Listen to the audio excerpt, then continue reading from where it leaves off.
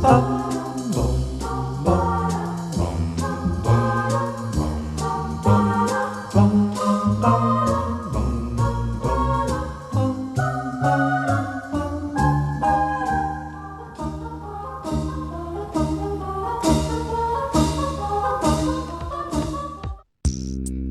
tempo fino a domenica 27 per visitare a Palazzo Costanzi, in Sala Veruda, la mostra La Sciasce, e noi siamo in compagnia di Sciasce, che è l'artista che appunto a Palazzo Costanzi in Sala Veruda espone queste opere molto colorate, molto particolari, nel senso etimologico anche molto divertenti, nel senso che appunto dicono altro rispetto a ciò cui siamo abituati. Io direi però, raccontiamo un po' come nasce artisticamente Sciasce. Grazie mille intanto.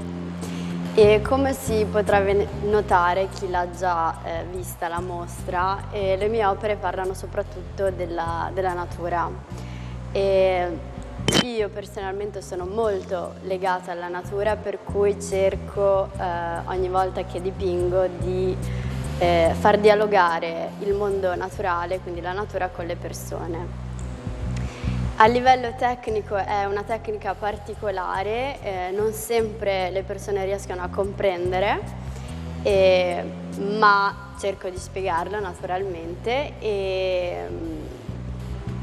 In questa tecnica consiste in primis la realizzazione della bozza, dell'appunto iniziale, dove effettivamente uso le materie naturali, dalle foglie al fango, alla muta di serpente, polvere, sabbia, e vengono incollate, lavorate sulla tela, e dopodiché vengono fatte diverse tirature. Le tirature naturalmente le decido io. Dopodiché su queste tirature vengono aggiunte altri motivi, altri elementi, in modo tale che ogni opera, ogni tela sia un pezzo unico, nonostante abbia lo stesso sfondo.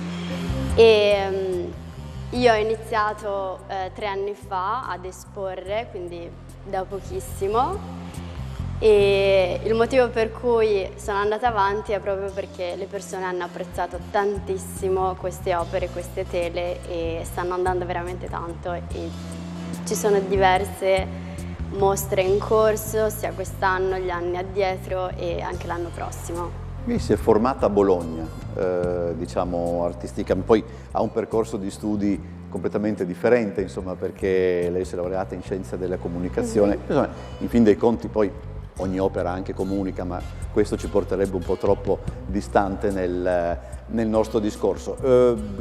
Ha captato qualche cosa dell'esperienza appunto di studi bolognese e poi si è in qualche modo riversata sulle tele, o non è un discorso che regga? No, credo che non ci sia, non abbia preso nessun elemento, ispirazione, ecco, è tutto. Devo dire che tutti gli elementi naturali che si vedono qui io li ho raccolte nelle vie dell'Emilia Romagna. Ah. Sì, e buona parte sì, sono posso dire, della mia regione.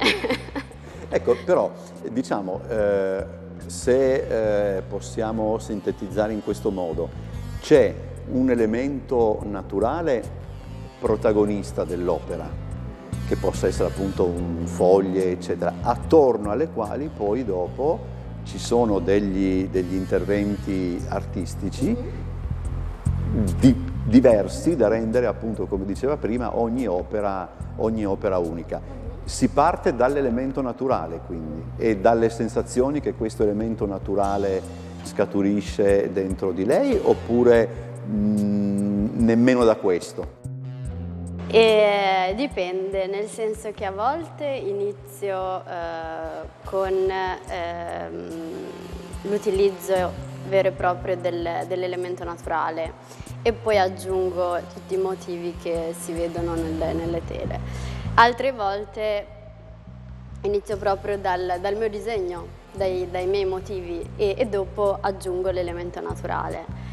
E i motivi che vengono fatti soprattutto con la china, io sono una fanatica della china, mi piace veramente tantissimo, richiamano molto la mia cultura e l'Etiopia. Sì. Quindi si rifanno molto ai tatuaggi tradizionali delle diverse etnie che sono distribuite in tutta l'Etiopia, per cui c'è anche un richiamo proprio alle origini. Però lei è autodidatta dal punto di vista artistico, ha studiato insomma, ha imparato da sola, insomma. Sì, ho imparato da sola, non ho fatto nessuno studio, nessuna scuola, è tutto autodidatta, autodidatta, sì. E che cosa l'ha spinta verso l'espressione artistica? L'amore che ho per la natura. Non è stata una scelta voluta, è stato proprio l'istinto, e vedendo e girando molto, e giro molto, passeggio molto, mi piace veramente tantissimo stare da sola in mezzo alla natura, per cui mi è venuto di istinto iniziare questo percorso. Non era voluto, ecco. Non era voluto. No. E mi pare di capire che le radici rimangono importantissime. Assolutamente sì, credo per tutti gli esseri umani. Le radici sono fondamentali e non si possono dimenticare, e io voglio portarla avanti. Sono cresciuta in Etiopia, sono venuta in Italia, e anche se a volte molti sono contrari, ma mi sento di dire sono sia italiana che etiope. Sì. Immagino che non sia facile poi anche convivere con questa dualità. No, perché è la società che lo fa pesare.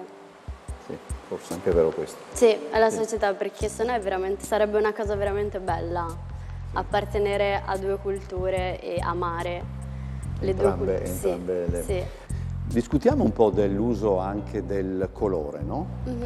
In alcuni casi alcune opere potrebbero sembrare quasi monocromatiche, poi dopo se le si guarda più da vicino si vede che appunto ci sono più colori. C'è sempre però un colore che mi sembra più dominante rispetto ad altri che pure ci sono. Questo colore è in qualche modo suggerito dall'elemento naturale, o anche in questo caso dipende molto dall'estro, dall'ispirazione, eccetera, sempre tenendo conto che noi vediamo, come posso dire, una delle tante copie della stessa opera, quindi potrebbe darsi magari che in altri casi ci siano altri colori o altre soluzioni, diciamo, geometriche o di linea o di altro. E allora, voglio dire solo una cosa, non sono assolutamente copie. Così specifichiamo che magari io poi... Esatto, non sono assolutamente copie, ma hanno tutti, cioè dipende dalle tirature. Se una tela ha 20 tirature significa che ha lo stesso sfondo, e queste 20 tirature naturalmente sono tutte diverse perché vengono aggiunti degli elementi nuovi, dei motivi nuovi, dei colori nuovi, per cui risulta una tela unica. I colori mi vengono suggeriti un po' sì dall'elemento naturale che di partenza. Di partenza, esatto. E alle volte io sconvolgo completamente il colore perché voglio, cioè, in senso buono, distruggere la tela, e ci possono essere colori che non c'entrano assolutamente nulla con il materiale iniziale. E per cui sì, di base mi ispiro molto al colore iniziale, esatto. Perché secondo lei questo tipo di arte piace un po' dappertutto, tra l'altro? Perché c'è una mostra, credo, contemporanea anche negli Stati Uniti, o che sta per partire negli Stati Uniti. È in contemporanea. Sì. Perché piacciono appunto in luoghi così diversi queste opere che sono semplici da un certo punto di vista, complesse sotto altri punti di vista. Allora, io posso dire posso riferirvi i punti di vista delle persone che sono venute a visitare la mostra. Allora, piacciono molto perché appunto sono veramente semplici e non sono elaboratissime. Le persone vedono tantissimo il significato di ogni tela, di ogni quadro, e mi è capitato di assistere a dei pianti. Per esempio davanti alla tela Ferita al cuore ci sono state veramente tantissime persone che si sono messe a piangere lì davanti. Il potere della preghiera, che è questo qui, per cui suscitano tanta emozione, e poi mi dicono che era veramente necessario che qualcuno portasse attraverso l'arte il senso della natura, che oggi come oggi la stiamo abbandonando sempre di più, e quindi è questo, è l'emozione. È quello il segreto, insomma. Sì, ecco, sì. Queste sono opere realizzate a partire dal 2020, sono da un paio d'anni. Come potrebbe essere l'evoluzione di tutto ciò? Cioè tra 10 anni, mettiamo così. Sì. Immagina già un'evoluzione? Non lo so. Non lo so ancora. Non lo so. Insomma, in fin dei conti. Non lo so, si vedrà.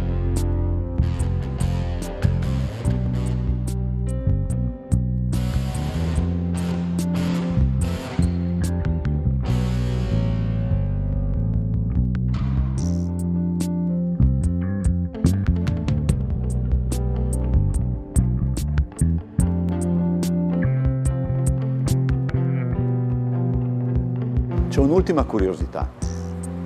Non c'è alcun tipo di presenza umana nelle opere, seppure qualcuno non la può in qualche modo intravedere, ma comunque rimane difficile.